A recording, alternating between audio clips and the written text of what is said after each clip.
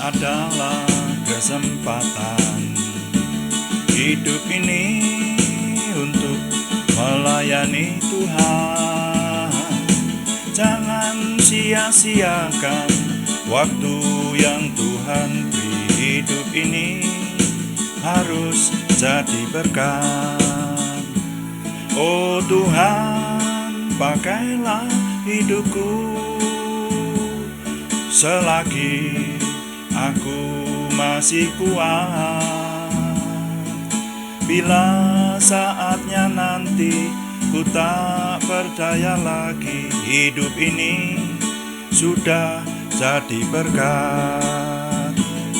Hidup ini adalah kesempatan. Hidup ini untuk melayani Tuhan. Jangan sia-siakan waktu yang Tuhan beri. Hidup ini harus jadi berkat.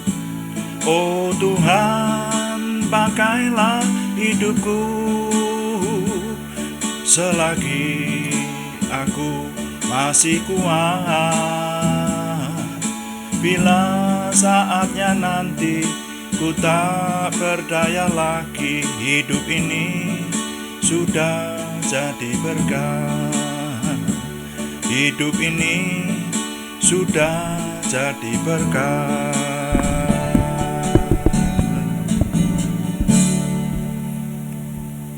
Kami mengucap syukur Tuhan untuk malam hari ini. Tuhan memberkati kami.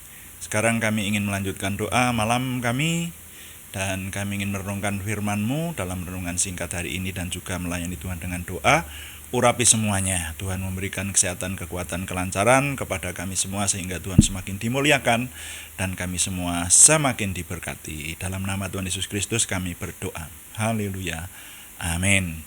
Selamat malam Bapak Ibu Saudara sekalian yang sudah bersekutu dalam doa malam hari ini.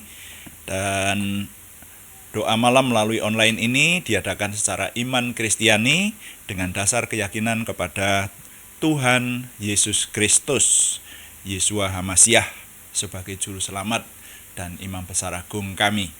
Firman Tuhan yang didokumentasikan dalam Perjanjian Lama dan Perjanjian Baru di kitab suci itu menjadi pegangan kami, menjadi pegangan kita sekalian. Nah, saudara sekalian, kali ini saya ingin menjawab pertanyaan dari Ibu Wiwit di Ambarawa. Ini mungkin sudah dinanti-nanti sejak kemarin ya. Jadi sekarang saya baru mulai mau menjawab. Pertanyaannya begini. Pertanyaan tentang penjelasan mengenai anjuran minum anggur di surat 1 Timotius pasal 5 ayat 23. Nah, yang dimaksud anggur itu yang komposisinya bagaimana cara meminumnya, bagaimana penjelasan bagian firman Tuhan ini. Pertanyaannya seperti itu. Mari kita baca saja sekarang 1 Timotius pasal 5 ayat 23. Saudara kalau membaca ayat ini mulai ayat 17, judulnya beberapa petunjuk dan nasihat lagi gitu. Nah, lalu di sini nih ada beberapa petunjuk yang diberikan oleh firman Tuhan melalui ilham roh kepada Rasul Paulus. Jadi surat 1 Timotius ini firman Tuhan ini berwujud surat.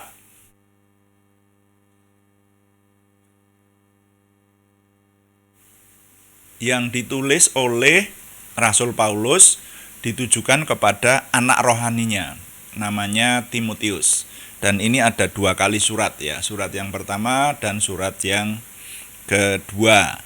Nah, tadi dalam berbagai petunjuk tadi ini dinyatakan ada beberapa hal yang ditulis di sini, tapi di ayat 23 dan 24 itu firman Tuhan berkata begini melalui Rasul Paulus ini ya.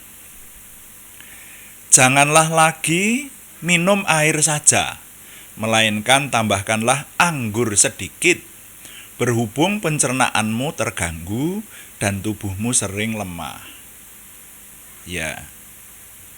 Ya, sampai 23 saja, ayat 23 saja ya. Nah, jadi ini bagian firman Tuhan ini memberitahukan kepada kita bahwa Timotius itu umat Tuhan, saudara ya. Itu pelayan Tuhan itu. Dianjurkan untuk menambahkan jangan hanya minum air saja, tapi ditambahkan minum anggur. Motivasinya karena Timotius itu sering pencernaannya terganggu dan tubuhnya sering lemah, seperti itu. Nah, sehingga ayo kita renungkan ini bagaimana ini. Karena nanti ada, kalau kita renungkan ada banyak hal, termasuk kontradiksi juga nih saudara ya. Anggur atau minuman yang memabukkan itu kan tidak boleh diminum. Di kitab Taurat itu diatur saudara ya. Kitab Imamat itu mengatur tentang hal ini. Lalu mabuk itu jelas dilarang ya, sampai di Perjanjian Baru. Mabuk itu dilarang. Ya. Nah, tapi di sini kok ada anjuran untuk jangan hanya minum air saja, tapi tambahkanlah anggur. Di sini ini namanya untuk kesehatan malahan ini. Iya kan? Jadi anggur itu, atau kalau secara ekstrimnya disebut minuman haram itu gitu, suruh menambahkan supaya memperbaiki kesehatan. Nah, ini bagaimana penjelasannya?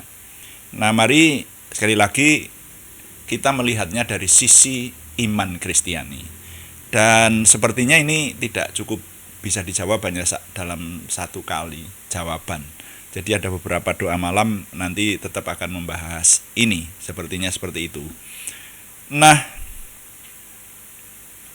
yang dinyatakan di sini bahwa Timotius sering terganggu pencernaannya dan tubuhnya sering lemah. Itu kalau memperhatikan bunyi firman Tuhan ini, maka dapat ditarik kesimpulan bahwa anggur itu memiliki khasiat untuk menyembuhkan.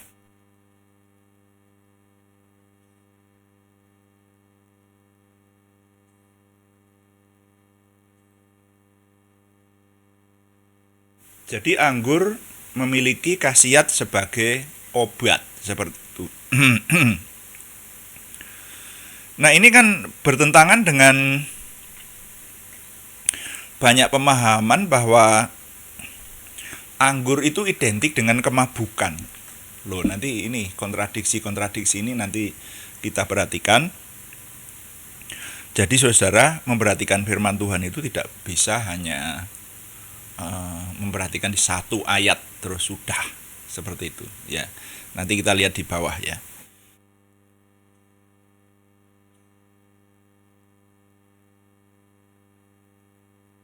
Di sini dikatakan bahwa Paulus menganjurkan anak rohaninya itu minum anggur. Nah, kalau boleh saya sampaikan, saya menyampaikan penafsiran para penafsir ya, yang sudah saya cari referensinya. Saya setuju dengan penafsiran ini bahwa kalimat ini menunjukkan Timotius itu tidak pernah minum anggur. Kalau sering minum anggur tidak perlu diperintah oleh bapak rohaninya gitu. Jadi Timotius itu seorang hamba Tuhan. Dia yang namanya hamba Tuhan itu menjadi panutan bagi jemaat di sekelilingnya. Tentu saja seperti itu. Dan dia itu seorang umat pilihan Tuhan tulen, keturunan Yakub. Jadi jelas dia tidak mau minum minuman yang memabukkan. Nah, lalu di sini sampai Paulus perlu menganjurkan supaya jangan hanya minum air saja, tapi tambahkanlah anggur sedikit, karena kamu sering terganggu pencernaanmu dan tubuhmu lemah, seperti itu. Nah, ini harap dicatat, ini pemahaman kita yang pertama. Nah, kemudian yang berikutnya, saudara-saudara, Di sana tadi dikatakan bahwa anggur itu untuk kepentingan kesembuhan atau kesehatan. Nah kan berarti ini kita harus mencari nanti. Anggur itu khasiatnya apa? Lalu ya apa saja mengenai anggur yang disebut anggur itu, anggur yang seperti apa yang dikenal pada waktu itu. Nah ini tidak bisa hanya dalam satu kali jawaban. Jadi saya katakan tadi, saudara, jawaban atas pertanyaan dari Ibu Wiwit ini tidak bisa sekali, ya, karena bahkan nanti kaitannya tadi yang saya sebutkan, mabuk itu dilarang sampai di Perjanjian Baru. Di Perjanjian Baru itu sampai di Perjanjian Baru di 1 Korintus pasal 6 ayat 9 sampai 10 dan Galatia pasal 5 itu saudara ya. Itu melarang pemabuk. Jadi pemabuk di sana dikatakan tidak mendapat bagian dalam kerajaan Tuhan. Pemabuk tidak mendapat bagian dalam kerajaan Tuhan. Nah, kalau ini juga kita perhatikan, bukankah ini terjadi sesuatu yang bertolak belakang? Juga menjadi pertanyaan, sebenarnya apa khasiat anggur itu? Dan kalau itu yang akan kita teliti, mestinya kita bukan hanya meneliti firman Tuhan dari sisi kerohanian saja, tapi juga dari sisi pengetahuan, bahkan mungkin juga nanti kaitannya dengan apa yang kita ketahui di zaman sekarang. Nah, saudara, memperhatikan firman Tuhan secara tekstual sampai meneliti secara kebahasaan itu sebetulnya penting, bahkan sangat penting, ya. Tapi kita tidak bisa menerima istilah itu hanya satu sisi saja. Katakanlah contohnya ini ya, anggur gitu. Sebetulnya disebut anggur itu seperti apa? Nah, kalau kita menerimanya zaman sekarang ya, anggur sekarang aja ada beberapa jenis ya, anggur kolesom, anggur merah dan seterusnya itu. Nanti besok kita teliti di pembahasan berikutnya. Nah, ini di kitab suci hanya disebut anggur begitu saja. Nah, sehingga kalau meneliti kitab suci itu mesti yang pertama harus ada penafsiran dari konteks dekat dan konteks jauh yang dulu sering saya katakan kepada Bapak Ibu Saudara sekalian. Konteks dekat itu apa yang dikatakan konteksnya dengan yang dibicarakan di situ, tapi kalau konteks jauh itu dengan bagian Alkitab yang lain. Jadi kalau itu bertentangan itu harap diperhatikan gitu. Nah, itu mesti ada sesuatu yang kita perhatikan, bukan sekedar hanya lah ini bertentangan. Nah, terus jadi bagaimana kita memandang itu aja. Kalau musuh-musuh iman Kristiani, orang-orang yang tidak setuju dengan iman Kristiani, biasanya yang bertentangan itu langsung dikatakan ini bukan kitab suci, gitu. Tapi ya tunggu dulu loh, ya. Karena nanti kalau menurut saya ya, seluruh isi kitab di dunia ini ada yang semacam itu. Ada, bahkan ada yang lebih ekstrim lagi. Saya mendapati, makanya saya mencermati kitab suci kita di dalam Perjanjian Baru dan Perjanjian Lama ini. Yang kitab suci lain saya sudah meneliti, paling tidak untuk kepentingan pribadi saya gitu, saudara ya. Sudah saya teliti dan saya mendapati sebuah kesimpulan gitu. Nah, kesimpulannya adalah manusia itu mencari keselamatan. Kalau mencari keselamatan berarti harus benar-benar mendapatkan, meyakini bahwa keselamatan itu ada di situ. Nah, seringkali sekarang ini yang terjadi adalah orang-orang sudah memegang dengan fanatisme yang luar biasa, tapi belum pernah meneliti dengan objektivitas segala kepercayaan yang ada di dunia ini. Kalau saya menganjurkan kok, saudara, iya benar.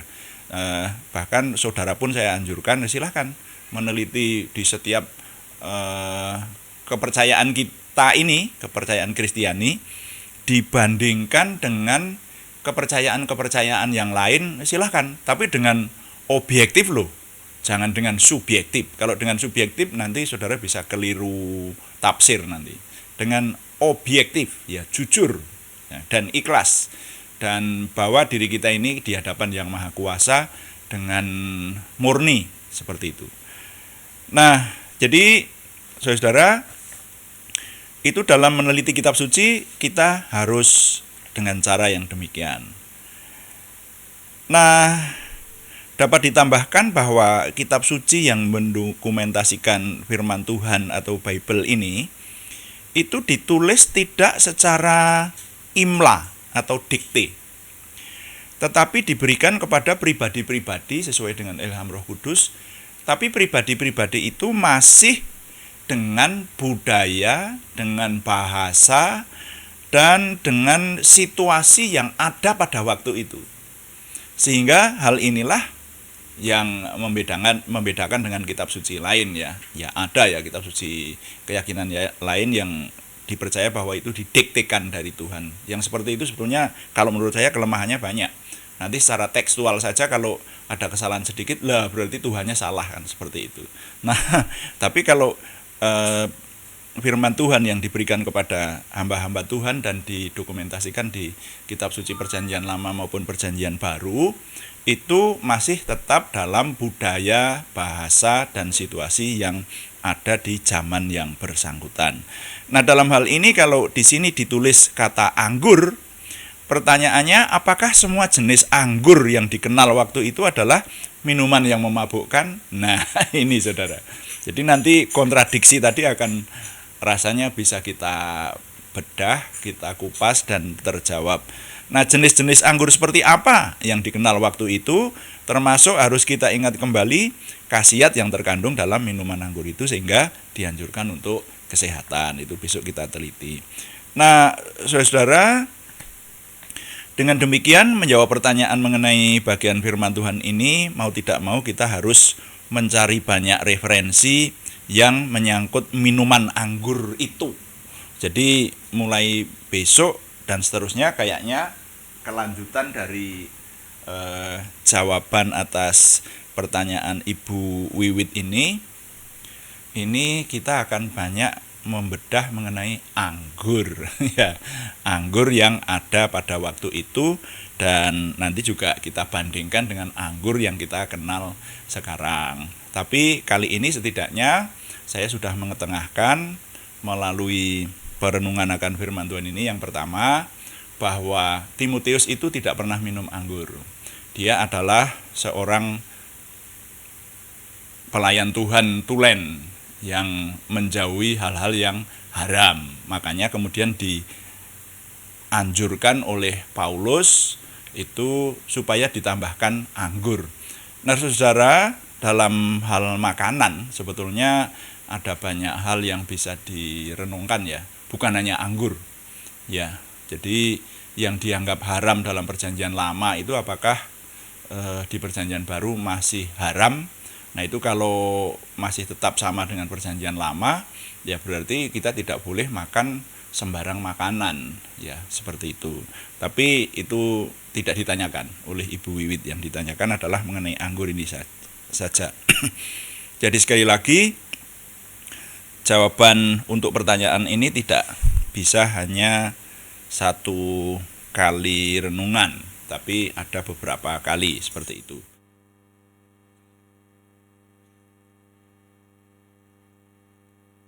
Tapi setidaknya sore hari ini saya mengajak Bapak Ibu Saudara untuk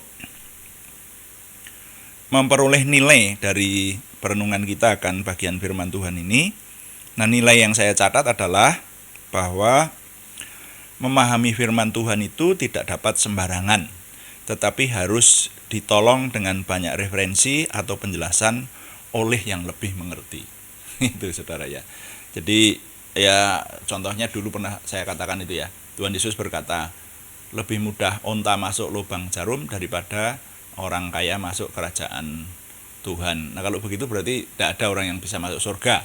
Nah, itu. Nah, ternyata budaya waktu itu ada sebuah pintu yang disebut pintu lubang jarum. Seperti itu ya.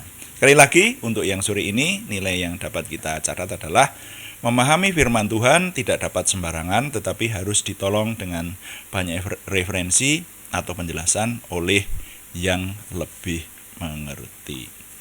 Tuhan dipuji. Amin. Mari kita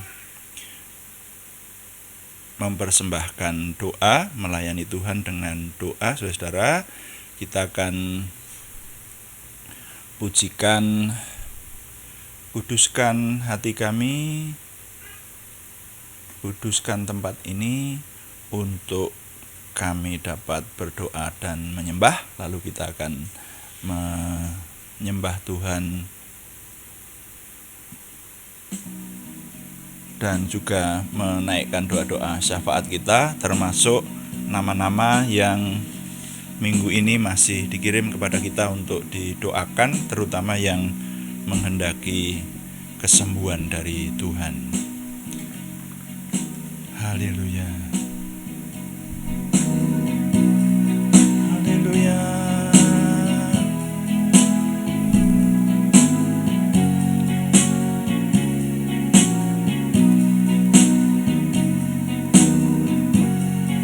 Kuduskan tempat ini untuk kami berdoa.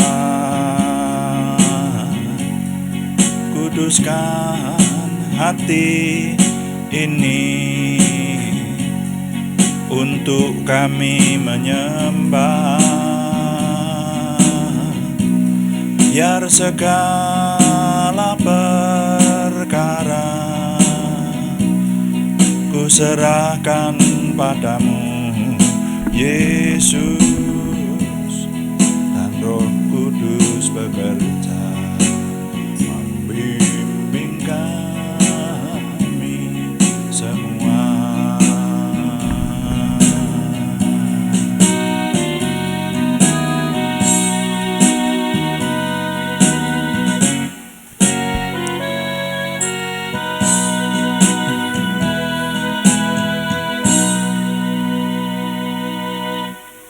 Bapa, kami mengucap syukur untuk sore hari ini.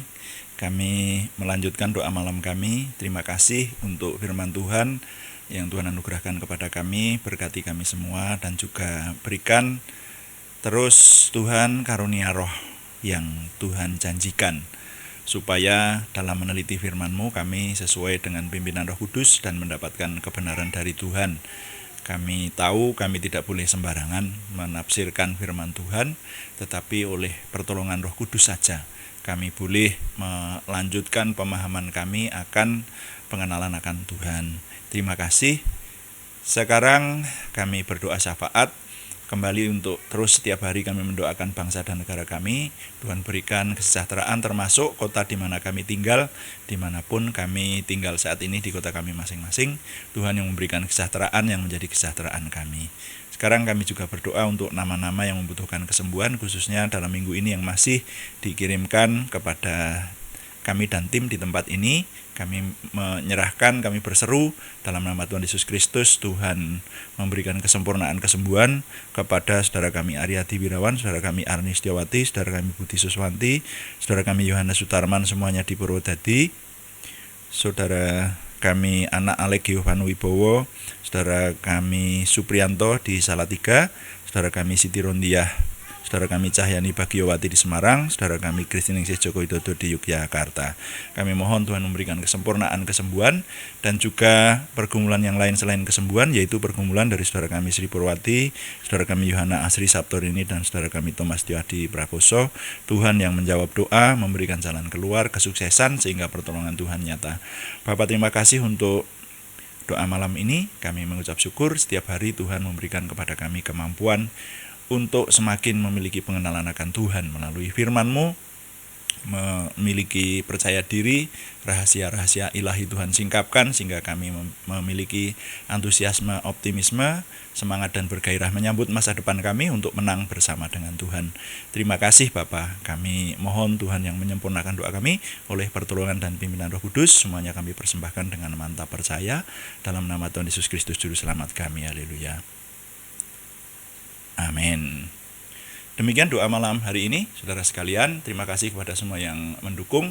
Kami beritahukan bahwa doa malam dilaksanakan setiap hari Senin sampai Sabtu jam 6 atau jam 18 waktu Indonesia Barat sore. Ya, ada doa pagi yang dilaksanakan pada hari-hari yang sama setiap jam 5 pagi. Kami nanti Anda di sana mengikuti live streaming kami.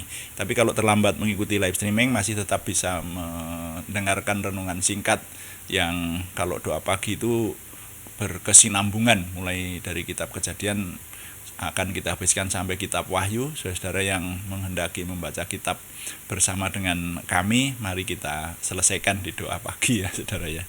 Nah, dukung doa dan juga terima kasih kalau yang belum memberikan subscribe, berkenan memberikan subscribe, like, komen, dan share, bagikan kepada teman-teman lain sehingga lebih banyak lagi yang diberkati bersama dengan kita. Selamat malam, Tuhan memberkati. Amin.